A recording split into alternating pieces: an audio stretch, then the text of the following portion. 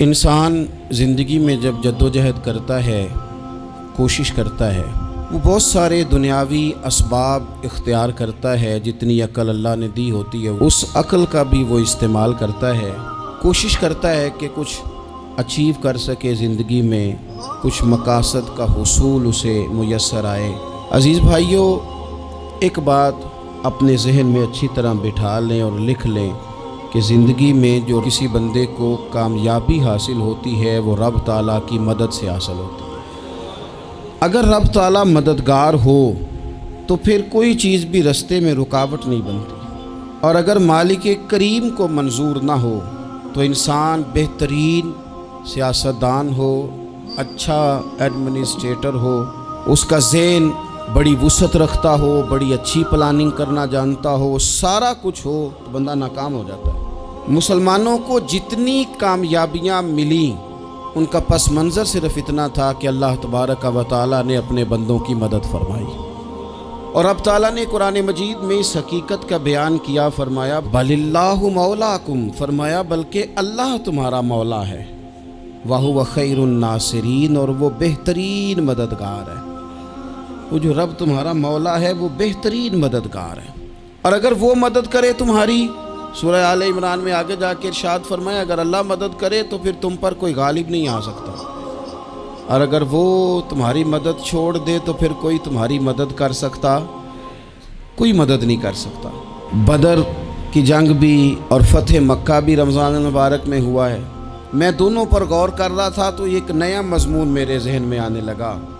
بدر کی جو جنگ ہے اس میں بھی ایک عجیب انقلاب آیا ہے کہ 313 نے 1000 سے مقابلہ کیا، اور جن 1000 سے مقابلہ کیا وہ اسلحے سے لیس تھے، اور یہ جو 313 ہیں ان کے پاس 6 زرہیں، 8 تلواریں، چند گھوڑے، لیکن اللہ نے کامیابی دی تو خود رب نے بیان کیا کس طرح دی، فرمایا وَلَقَدْ نَصَرَكُمُ اللَّهُ بِبَدْرٍ وَأَنْتُمْ أَذِلَّةٌ۔ وہ کامیابی اس طرح ملی ہے کہ رب نے تمہاری مدد کی تھی، تم تو کمزور تھے، اللہ نے بدر میں تمہاری مدد کی، تم جیت گئے۔ وَلَقَدْ نَصَرَكُمُ اللَّهُ بِبَدْرٍ وَأَنْتُمْ أَذِلَّةٌ، اللہ نے بدر میں تمہاری مدد کی، تم تو کمزور تھے۔ پھر فتح مکہ نصیب ہوئی تو اس میں بھی بہترین منصوبہ بندی نبی پاک علیہ السلام نے فرمائی، بہترین حکمت عملی حضور نے اپنائی، لیکن ہمیں جو اللہ رسول نے بات سمجھائی وہ کیا ہے؟ اذا جاء نصر اللہ والفتح، فرمایا جب اللہ کی مدد آئی اور فتح نصیب ہو گئی۔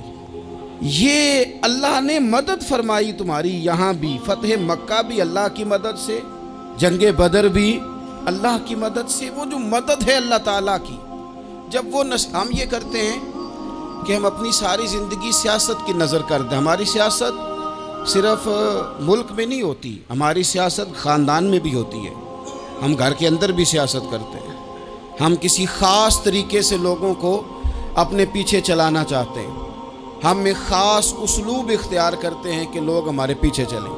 اس کا نقصان ہمیں یہ ہوتا ہے کہ سیاست جو ہوتی ہے یہ شطرنج کے ہیر پھیر کی طرح ہوتی ہے، تو اس کے راز بڑی جلدی کھلنے لگ جاتے ہیں، پتہ چل جاتا ہے کہ بندہ مخلص نہیں تھا، سیاست کر رہا تھا، طریقے سلیقے سے اس نے جوڑ کے رکھا ہوا تھا۔ ہم ہر جگہ سیاست کے بل بوتے پر چیزوں کو لے کے چلنا چاہتے ہیں، سیاستیں ناکام ہو جاتی ہیں، سیانے لوگ فیل ہو جاتے ہیں، بچتا صرف وہی ہے جس کے پیچھے رب تعالیٰ کی مدد شامل حال ہوتی ہے۔ اپنی زندگی کے اندر ہم جو کچھ بھی کر رہے ہیں، جس شعبے سے بھی ہمارا تعلق ہے، آج ہم نے اس بات پہ غور کرنا ہے کہ پہلے تو یہ غور کر لیں کہ جو کام ہم کر رہے ہیں کیا وہ کام ایسا ہے کہ اس میں اللہ کی مدد ہمیں ملے گی؟ اگر آپ کوئی معاذ اللہ ناجائز کام کر رہے ہیں، فعل حرام کا ارتکاب کر رہے ہیں، تو اس میں تو مدد الہی آئے گی نہیں۔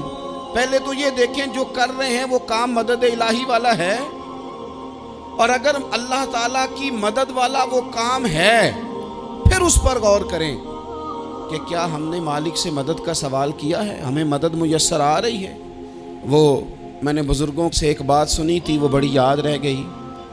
وہ فرمایا کرتے تھے قابلیت بھی بڑی چیز ہے لیکن قبولیت سب سے بڑی چیز ہے۔ قابل ہونا بھی بڑی بات ہے لیکن زیادہ بڑی بات یہ ہے کہ اس کی بارگاہ میں قبول بھی ہے کہ نہیں۔ اپنی زندگی میں اللہ کی مدد کی طرف بڑھیں، مالک کی مدد کا حصول اختیار کرنے کی کوشش کریں، اللہ کے ساتھ اپنے آپ کو جوڑیں۔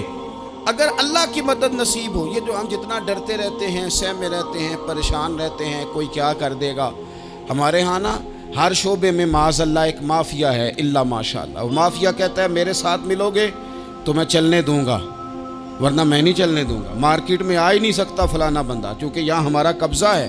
اور میرے بھائی پھر بہت سارے لوگ جن کی نیتیں اور ارادے بڑے اچھے ہوتے ہیں شروع میں، وہ بھی اس مافیا کا شکار ہو جاتے ہیں اور ان کے رنگ میں رنگ جاتے ہیں۔ یاد رکھنا، کسی شخص کی بلیک میلنگ کا کبھی شکار نہ ہونا، کبھی کسی کی میٹھی اور مسجع مکفہ باتوں کا شکار نہ ہونا۔ کوئی کیا کر سکتا ہے اگر اللہ مددگار ہو تو؟ جس کو رب کریم اٹھانا چاہے اسے کوئی گرا سکتا ہے؟ ہم یہ ڈرے ڈرے سہمے پریشان فیصلہ کرنے کی طاقت نہیں، مجھے چلنا چاہیے کہ نہیں، اٹھنا چاہیے کہ نہیں، کرنا چاہیے، اٹھ باندھ کمر کیوں ڈرتا ہے؟ پھر دیکھ خدا کیا کرتا ہے۔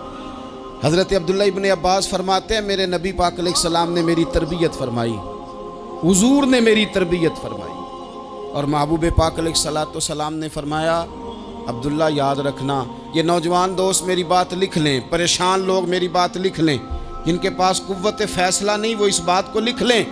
حضرت عبداللہ ابن عباس فرماتے ہیں میرے نبی پاک علیہ السلام نے مجھ سے فرمایا تھا عبداللہ سن، اگر ساری دنیا مل کے تیرا کوئی نفع کرنا چاہے کر نہیں سکتی جب تک میرے رب کی رضا نہ ہو، اور فرمایا ساری دنیا مل کے تیرا کچھ بگاڑنا چاہے تو عبداللہ بگاڑ نہیں سکتی جب تک رب کریم کی حکمت کا تقاضا نہ ہو۔ لوگوں سے ڈرنا، لوگوں کی طرف دیکھنا، ماحول دیکھ کے اپنے راہ کا تعین کرنا، ہر بندے کے خیالات کے مطابق ڈھلنے کی کوشش کرنا، فلانا نہ ناراض ہو جائے، فلانا نہ ناراض ہو جائے، وہ جس نے ہونا ہو جائے، بس رب رسول ناراض نہ ہو۔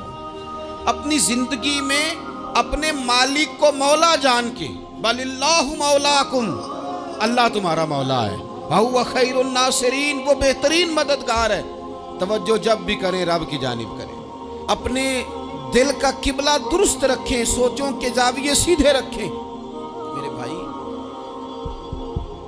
مالک جب بندوبست کر دے نا، جب مالک بندوبست کر دے پھر ایسا بندوبست کرتا ہے کہ لوگوں کے پاس نا چارہ نہیں رہتا۔ حضرت مریم رضی اللہ تعالی عنہا پاک باز تھیں، مسجد میں رہی تھیں، پر مالک کی حکمت کے تقاضے بڑے عجیب ہیں نا۔ پھر جناب مریم کو اللہ تعالیٰ نے بغیر شوہر کے اولاد عطا کر دی۔ یہ بات ہی ایسی تھی، وہ کسی نے کہا تھا کہ مخلوق تو فنکار ہے اس درجہ کے پل بھر میں سنگے در کعبہ سے بھی اصنام تراشے، تم کون ہو کیا چیز ہے داغ کبابی، لوگوں نے تو مریم پہ بھی الزام تراشے۔ تو لوگوں نے کہا کدھر سے لے آئی بچہ، تیرا باپ تو ایسا نہیں تھا، کہاں سے لے آئی؟ اللہ کرے میں آپ کو سمجھا سکوں، ذرا اپنے آپ کو وہاں کھڑا کریں کہ ایک پاک باز عورت، پاک باپ کی بیٹی، طیب ماں کی بیٹی، اور اللہ کے گھر میں پرورش پانے والی خاتون، ایک وہ وقت اور ایک یہ وقت کہ اس عورت کو کٹہرے میں کھڑا کر کے پوچھا جا رہا ہے کہ معاذ اللہ تیری گود میں بچہ جائز نہیں ہے، کہاں سے لائی ہے؟ اب خود سے صفائیاں بندہ کتنی کو دے، کتنی کو وضاحتیں کرے۔ اور میں نے تو اپنی زندگی میں دیکھا ہے زیادہ وضاحت دینے والے کو بھی لوگ جھوٹا سمجھنے لگ جاتے ہیں، زیادہ وضاحت دینے پر بھی لوگ کمزوری کا اظہار سمجھتے ہیں کہ کمزور پڑ گیا۔ آپ صلح کی کوشش کرتے ہیں، سامنے والا بزدل سمجھ لیتا ہے، زیادہ وضاحتیں بھی کمزور کر دیتی ہیں۔ اب حضرت مریم کو کٹہرے میں کھڑا کر کے کہا بچہ کس کا ہے؟ تو پھر خدا بندوبست جب کرے، اللہ جب مددگار ہو، تو پھر حضرت مریم کی گواہی درختوں سے نہیں دلوائی، اس نے پتوں سے نہیں دلوائی، پھر فرشتے نہیں بھیجے۔ حضرت مریم کہنے لگی مجھ سے نہ پوچھو، وہ جو پنگوڑے میں ہے اسی سے پوچھ لو، ان سے پوچھو نا، وہ کون ہے پوچھ لو، ان سے کر لو سوال۔ انہوں نے کہا پنگوڑے میں چند دنوں کا بچہ یہ جواب دے گا؟ مددگار تھا رب، ان کی برات کا اعلان کرنا تھا مالک نے، اور جب مالک اعلان کر دے، جب مالک تیری صفائی دینا چاہے، جب مالک تجھے دنیا کے سامنے نکھارنا چاہے، تو पंगूड़े में लेटे हजरत ईसा बोल के कहने लगे इन्नी अब्दुल्ला आतानी अल किताबा, फरमाया मैं अल्लाह का बंदा हूँ, रब ने मुझे किताब अता करके नबी बना के दुनिया में भेजा है। मैं अल्लाह का बंदा हूँ, किताब लेके आया हूँ, नबी बन के आया हूँ। फिर पंगूड़े से ऐलान हो गया, फिर बच्चा बोल पड़ा। और ये एक दफ़ा नहीं बात हुई, ये बनी इसराइल में एक जुरैज नाम के शख्स भी थे जो नमाज पढ़ रहे थे। बाज़ ने लिखा है नफल नमाज थी, अम्मा ने पुकारा तो आए नहीं, तो माँ के मुंह से निकल गया तू इतनी देर तक मरेगा नहीं जब तक किसी बेहया औरत का मुंह ना देख ले। तो वो इबादत गुजार थे, लेकिन लोगों ने उनकी इबादत, रियाजत, परहेजगारी को नहीं देखा। बस एक औरत को भेज के इल्ज़ाम लगवा दिया। वो औरत आया जाया करती थी, अब आ जाती हैं औरतें, मसला पूछने की नीयत से भी आ जाती हैं। माहौल में कुछ जगह ऐसी भी हैं जहाँ औरतें दम कराने के बहाने आ जाती हैं। वो खातून आती जाती थी उस खानका पे, आस्ताने पे, ये बुखारी में मौजूद है। फिर उसने कहा मेरी गोद में जो बच्चा है ये इन्हीं का है। मुझे बताएं कैसे बंदा वजाहत दे।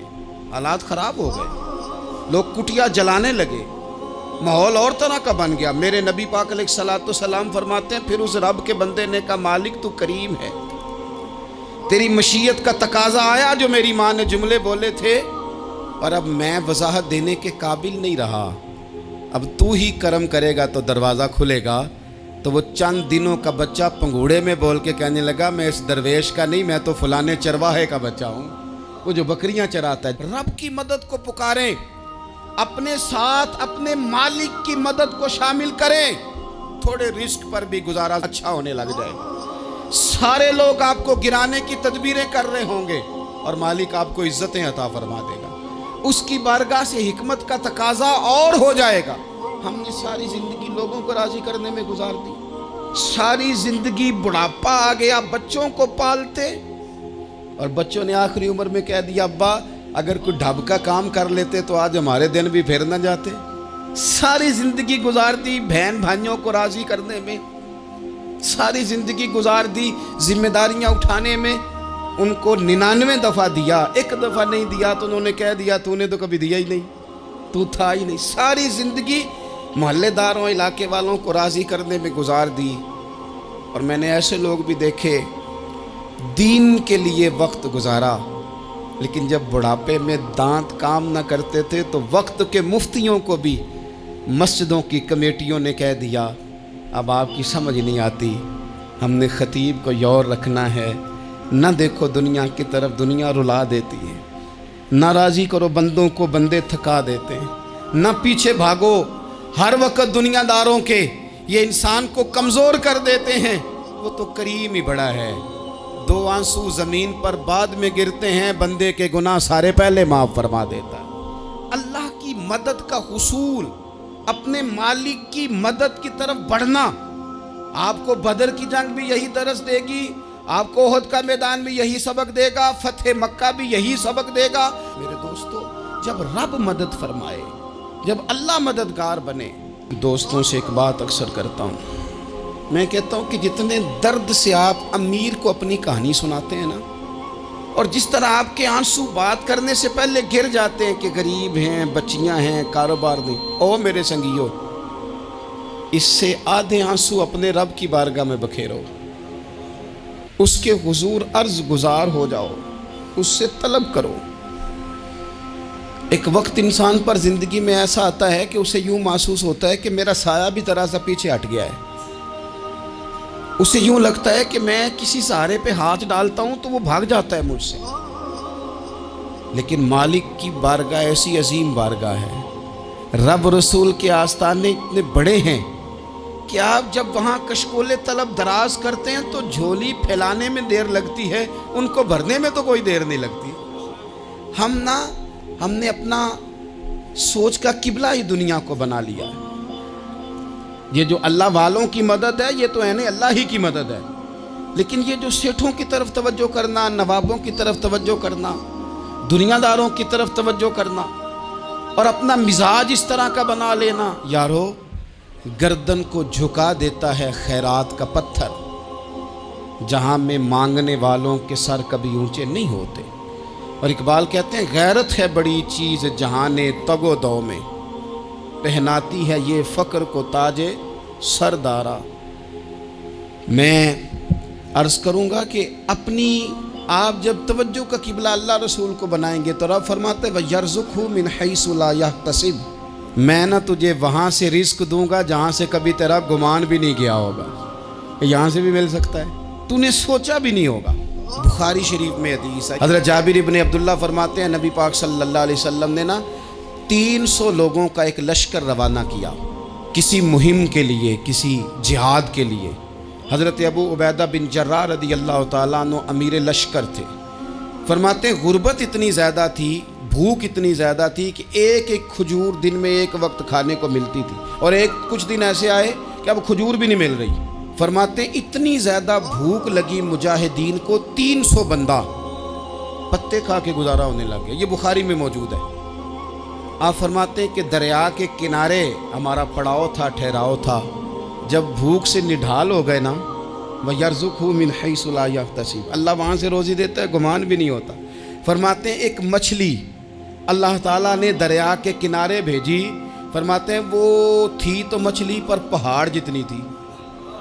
بخاری میں لفظ ہیں، حضرت جابر ابن عبداللہ رضی اللہ تعالیٰ عنہ فرماتے ہیں 300 آدمی 18 دن تک اس مچھلی کو کھاتے رہے، مچھلی ختم ہی نہیں ہوئی۔ مچھلیاں نہیں، مچھلی کہتے ہیں 18 دن 300 بندہ کھاتا رہا، مچھلی ختم ہی نہیں ہوئی۔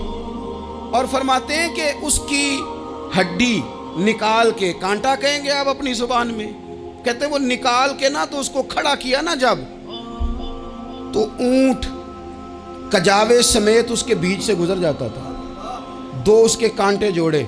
فرماتے ہیں وہ اس کا گوشت ہم کھاتے تھے اور اس کی چربی بطور تیل کے ہم جسموں پہ ملتے تھے، بیماروں کو اس سے سکون آتا تھا، تندرستی شفا ہوتی تھی۔ فرماتے ہیں ہم کھایا بھی ہم نے، اور کچھ لے کے ہم مدینے بھی گئے، اور قربان جائیں نبی پاک نے بھی اس میں سے کھایا۔ ہم نے عرض کی حضور یہ معمہ کیا ہے، یہ ماجرا کیا ہے؟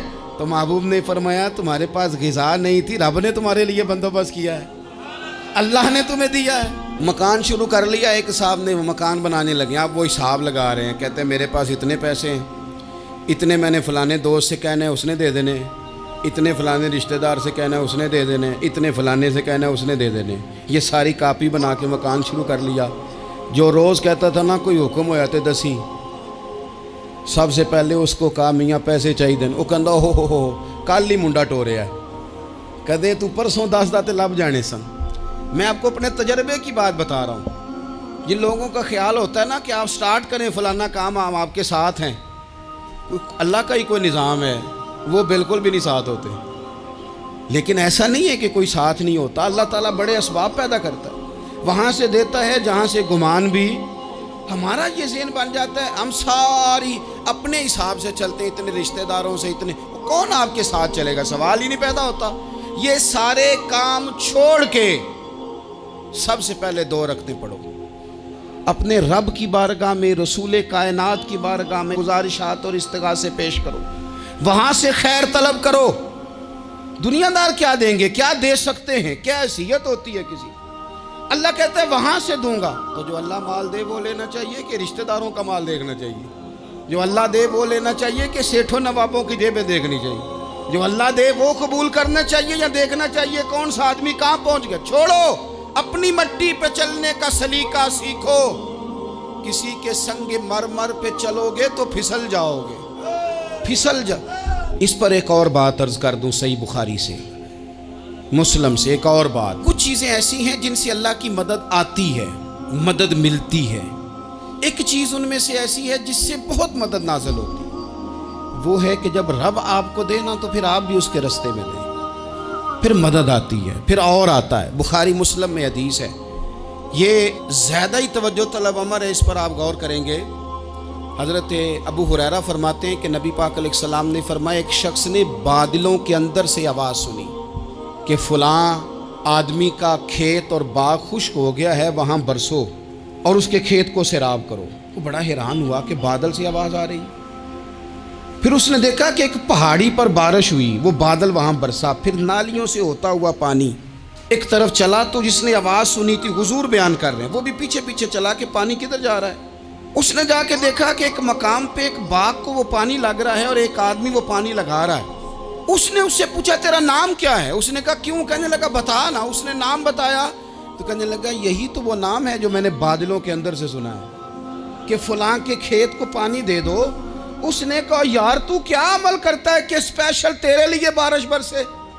یہ بخاری پڑھ رہا ہوں، سیاستہ سے حدیث عرض کر رہا ہوں۔ اس سے پوچھا تو کیا کام کرتا ہے کہ جناب اللہ تبارک و تعالیٰ کا حکم کرم آیا کہ خاص تیرے لیے پانی برسے اور تیرے کھیت کو سیراب کرے؟ تو اس نے کہا چھوٹا ذمہ دار ہوں، پر جب فصل اگتی ہے تو 3 حصے کرتا ہوں۔ ایک حصہ اپنے بال بچوں پہ، بہن بھائیوں پہ خرچ کرتا ہوں، ایک حصہ پورا، اور ایک حصہ دوبارہ کاشتکاری پہ لگاتا ہوں، اور تیسرا حصہ خالص میں نے مسکینوں، یتیموں اور غریبوں کے لیے رکھا ہوا ہے۔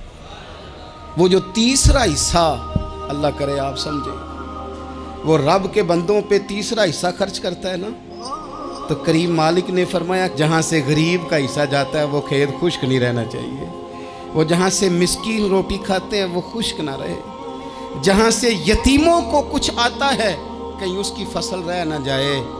میں اور آپ بھی اگر اپنے مال میں مسکینوں، یتیموں، غریبوں کے حصے رکھ لیں گے تو فصلیں خشک نہیں رہیں گی، ان کے اندر تازگی آئے گی، نور آئے گا، کرم آئے گا، خاص کر خدا کی رحمت برسے گی۔ مدد اللہ سے چاہیں، اپنی توجہات کا مرکز رب رسول کی ذات کو بنائیں، پھر آپ محسوس کریں گے کہ بڑی جلدی اللہ تعالیٰ کی مدد آنے لگی ہے۔ کبھی آپ صرف کہہ دیں نا میرا رب میرے ساتھ ہے، اس لفظ میں اتنی طاقت ہے کہ دشمن ویسے زیر ہو جاتا ہے۔ زندگی میں کسی سے بھی لڑائی ہو تو اچھی طرح سوچ لیں کہ اللہ اس طرف ہے یا اس طرف ہے۔ اگر آپ زیادتی پہ ہیں تو پھر رب مظلوم کی جانب ہے۔ اگر اللہ کی مدد آپ کے ساتھ ہے تو دنیا کی کوئی طاقت آپ کو گرا نہیں سکتی، اور اگر آپ مظلوم کے مقابلے میں ظالم بن کے آپ کھڑے ہو گئے ہیں اور آپ نے رویہ وہ اختیار کیا ہے کہ جس میں مدد نہیں آئے گی، تو پھر یاد رکھ لیں کہ آپ کوئی بھی ہیں، کہاں بھی ہیں، آپ کمزور ہیں۔ طاقتور تھے ابتدائے اسلام میں، ظاہری طاقت تھی کفار مکہ کے پاس، وہ ڈنڈوں سے مارتے تھے غریبوں کو، ان کے ہاتھوں میں ڈنڈے تھے، پر خدائی طاقت ان مظلوموں کے ساتھ تھی۔ صاحب زرقانی نے لکھا ہے حضرت زنیرہ رضی اللہ تعالیٰ عنہ ایک لونڈی ہیں، غریب ہیں، ماڑے دا کی کام محمد نس جانا یا رونا، غریب سادی بی بی اور لونڈی کنیزہ، ایک مشرک کی کنیزہ تھی، انہوں نے کلمہ پڑھ لیا، وہ ڈنڈوں سے مارتا، دروں سے مارتا، تکلیف دیتا۔ حضرت زنیرہ رضی اللہ تعالیٰ عنہ کو اتنا مارا، اتنا مارا۔ اب آپ ایک اور پہلو پر بھی غور کریں، مار بھی پڑ رہی ہے پر خدا ادھر ہی ہے، اللہ کی مدد ادھر ہی ہے۔ رب کہتا ہے کہ پہلے تو صبر کرنا، ان اللہ مع الصابرین، تو صبر کرے گا تو پھر رب کی معیت ملے گی، ذرا ٹھہرنا، تو تھوڑا ڈٹنا۔ ان الذین قالوا ربنا اللہ ثم استقاموا تتنزل علیہم الملائکہ، تو کہے اللہ میرا رب ہے، پھر تو پہلے ڈٹ، پہلے تو نے ڈٹنا ہے۔ ثم استقاموا، جو ڈٹ گیا، تتنزل علیہم الملائکہ، ڈٹنے والے کے لیے مدد آتی، پہلے تھوڑا ٹھہرنا پڑتا ہے، پہلے تھوڑا صبر کرنا پڑتا ہے، حوصلہ کرنا پڑتا، اس کے بعد مدد آتی۔ مار پڑ رہی ہے، مارا جا رہا ہے حضرت زنیرہ کو، ان کا مالک جو ہے ظاہری آقا وہ مار رہا ہے، یہ کنیزہ ہے، اتنا مارا، اتنا مارا، ان کی بینائی چلی گئی، نظر آنا بند ہو گیا۔ ابو جہل آیا اور کہنے لگا زنیرہ دیکھا نا ہمارے بت تیری آنکھیں لے گئے، معاذ اللہ، لات و منات ہمارے بتوں نے تجھے اندھا کر دیا۔ اب ایسا نہیں ہے کہ بی بی روتی جا رہی ہے، روتی جا رہی ہے، مایوسی مایوسی، معاذ اللہ، پریشانی، غریبی بڑی ہے، پوچھنے والا کوئی نہیں، یہ باتیں نہیں۔ کیا جملے ہیں خاتون کے، کیا لفظ ہیں۔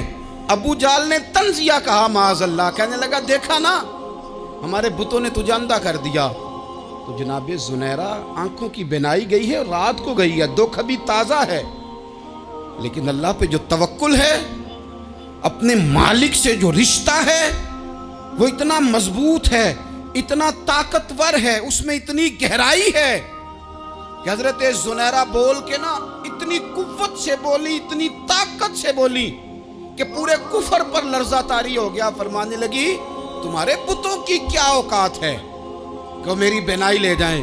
یہ میری رب کی حکمت کا تقاضا ہے۔ جب تک اس نے چاہا زنیرہ دیکھتی رہی، اور جب اس نے چاہا زنیرہ کی آنکھوں کی بینائی چلی گئی، اور اگر وہ چاہے گا نا تو بینائی واپس بھی کر دے گا۔ اگر ہو ذوق یقین پیدا تو کٹ جاتی ہیں زنجیریں، اگر وہ چاہے گا تو بینائی آ بھی جائے گی۔ حضرت زنیرہ نے رات کو یہ لفظ کہے، ابو جہل اور سارے کفار ڈر کے سن کے چلے گئے۔ آپ اطمینان سے آ کے بستر پہ سوئی، جب سویرے اٹھی تو اللہ نے آنکھوں کی روشنی واپس کر دی تھی۔ آنکھوں کی اب چھڑی پکڑی ہے، بازاروں میں گھومتی ہے، کہتی ہیں بلاؤ کدھر ہے تمہارے نات و منات، دیکھو میرے رب نے روشنی واپس کر دی۔ آ کر میرے ساتھ ادھر آ، ستمگر ہنر آزمائے، تو تیر آزما ہم جگر آزمائے۔ بیمار لوگوں یاد رکھو، کہہ دیا ڈاکٹر نے کہ تو بڑا بیمار ہے، تو بڑا کمزور ہے، یہ ہو گیا وہ ہو گیا، تو ڈاکٹر اپنے علم کے مطابق بات کر رہا ہے۔ ہوگا تو وہ جو میرا رب چاہے گا۔ کمزور ہو جانا، پریشان ہو جانا، تکلیف میں آ جانا، پتہ نہیں بات ہو گئی ہے تو جانے کیا ہو جائے گا۔ اپنی زندگی کے اندر اپنے رب سے رشتہ مضبوط کریں، رسول کائنات سے رشتہ مضبوط کریں، اللہ والوں سے رشتہ مضبوط کریں۔ حضرت زنیرہ نے پیغام دیا کہ زندگی میں جو جینا چاہتے ہیں تو وہ رب کا نام لے کے جی سکتے ہیں، جو اپنی زندگی میں خوشیاں دیکھنا چاہتے ہیں تو رسول اللہ کے نام پر خوشیاں دیکھی جا سکتی ہیں۔ توکل کی بنیاد پر بندہ خوشیاں لے سکتا ہے، اور اگر انسان میں توکل نہیں ہے تو پھر وہ اس کالے جادو سے بھی ڈر رہا ہے، وہ نیلے سے بھی ڈر رہا ہے، وہ پیلے سے بھی ڈر رہا ہے، وہ فلانے سے بھی ڈر رہا ہے، وہ میرے خلاف فلانا رشتہ دار سازش کر رہا ہے تو ڈر رہا ہے، فلانا میرے بارے میں یہ کر رہا ہے تو ڈر رہا ہے، وہ پتہ نہیں دنیا ادھر ہو جائے گی تو کیا ہو جائے گا، اٹھ باندھ کمر کیوں ڈرتا ہے، پھر دیکھ خدا کیا کرتا ہے۔ تو اس ساری گفتگو کا نچوڑ آپ کو یہ عرض کیا ہے، سب سے پہلے تو یہ کہ میدانوں میں مدد بھی اللہ کی، رزق میں مدد بھی اللہ کی، فصلیں خشک ہوں تو مدد پھر بھی اللہ کرے، تو پھر ساری مدد، اور اگر انسان بیمار ہو تو پھر بھی مدد اللہ کی۔ تو اپنے اللہ کی جانب توجہ کو بڑھائیں، آپ اللہ سے مدد کے سوالی بنیں۔ ترمذی کی ایک حدیث ہے، میں آپ کو زندگی کا تجربہ بتاتا ہوں کہ جب میں بڑا پریشان ہوتا ہوں تو یہ والی روایت کھول لیتا ہوں، مزہ دیتی ہے۔ میرے نبی پاک علیہ السلام نے فرمایا اپنے دکھ سیٹھوں نوابوں کو نہ کہنا، مالداروں کا نہ کہنا، ورنہ اللہ تمہیں کبھی غنی نہیں کرے گا۔ فرمایا اپنے دکھ اپنے رب کی بارگاہ میں عرض کرنا، جلدی کرے یا دیر سے کرے اللہ تمہیں لوگوں سے بے نیاز کر دے گا، اللہ تمہیں غنی کر دے گا۔ رات کو بیٹھو نہ اس کی بارگاہ، اسے دکھڑے سناؤ، چھوٹی چھوٹی باتیں۔ حضور نے فرمایا نمک بھی مانگو تو رب سے مانگو، چھوٹی چھوٹی بات سے شروع کرو نا۔ جب بندہ شروع کرتا ہے نا چھوٹی چھوٹی چیزیں تو بڑی ساری چیزیں یہ اس طرح ہوتا ہے جیسے بندہ رب سے گفتگو کر رہا ہے، مالک مجھے یہ چاہیے، مالک میں یہاں کمزور ہوں، اللہ میں یہاں پریشان ہوں۔ آپ یہ کر کے تو دیکھیں، لمبی لمبی دعائیں مانگ کے تو دیکھیں، اس کے حضور جڑ کے تو دیکھیں، آپ دیکھیں گے راحت کتنی ہے، سکون کتنا ہے۔